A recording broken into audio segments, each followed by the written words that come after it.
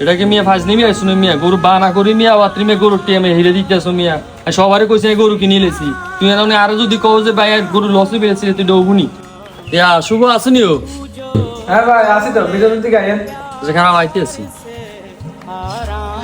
ইয়া তাহলে গরু কে তোমার কে হ্যাঁ ভাই করে কি গরু কে তো আলাদা দিলে পছন্দ তো হইছে আচ্ছা বাইরের দিকে আইন বাইরের দিকে ওটা করি ইয়া গরু তো আর পছন্দ হয়েছে তুই গরুটা কত বেচবে আর কত হলে ছাই দিবে ভাই জিনিসপত্র তো দাম বেশি আজ একটা বছর ধরে গরুটা হালতে আছি বহুত কষ্ট করি আনলায় 1,20,000 টাকা দিয়ে নেন না শুভ 1,20,000 হলে গরুটার দাম বেশি হয়ে যায় আরো কিছু কমাই কো আচ্ছা ভাই তাইলে 1,15,000 টাকায় দেন না 1,15,000 টাকা হলে এটা বেশি হয়ে যায় তোমার কথাও থাক আর কথাও থাক 1,10,000 টাকা দিবেনি হ্যাঁ ভাই আর 1,10,000 টাকা দেন বানাটা করে দেন আচ্ছা ঠিক আছে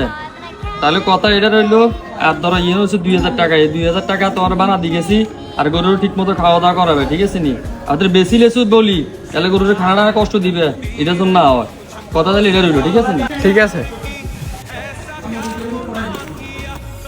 এসো এদিকে তো এটাও ভাই কিটাইছে গরুটা কত বেচছো দেখছি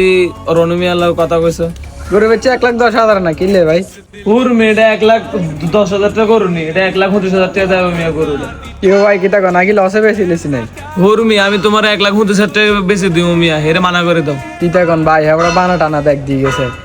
মানা করে দিলে খারাপ দেয়া জানা এর মেয়ে হচ্ছে কত মানুষ বানাতে হিরি যায় আচ্ছা বানা যেটা ভালো না করেন আপনারা করেন আমি যাই হ্যাঁ আব্বা গরু তো কিনে লেছি 1,10,000 টাকা দি হ্যাঁ হ্যাঁ ঈদের আগের দিন বাইতে ছিল মেরি হ্যাঁ ভাই আমার একটু কথা কইতেন আচ্ছা আব্বা আমি একটু পরে কথা কেন লাগে কি কথা কি রে কিছু কইবি নাই হঠাৎ করে আইছস টিয়া হইছে লাগবো না কোনো ভাই টিং এসে লাগতেন আমরা একটা কথা কইতাম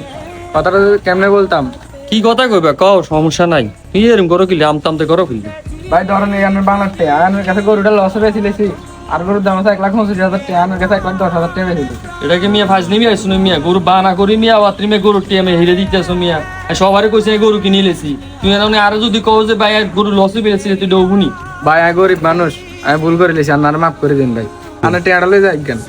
শোনো আয় তোমার একটা কথা কই আমি যখন তোর গরুটা সাইতাম গেছি আর লগে কারো নিছি কাউ করে নিনো কোনো দালাল মালাল নিনো আর নিজে গেছি নিজে যাই তোমার লগে কথা কইছি কিনলাই আমি তোমার গরুটা আমার পছন্দ হয়েছে তোমার কইছি গরু তুই কত বেচবে তুই কইছিস যে 1,20,000 আমি তোমার কাছে না 1,20,000 হলে বেশি হয়ে যায় তাহলে 1,10,000 টাকা দিই এই কথার ভিত্তিতে তোমার আমি বানা দিছি এখন যদি তুমি যদি আবার যে বানাটা হিরে দাও তাহলে এই সময় আমি গরুটা করতে কিনি তুই নিজেই কর তোর নিজের বিবেকে একটু প্রশ্ন করো ভাই সারা বছর খাই না খাই গরুটা এত কষ্ট করে পাইছি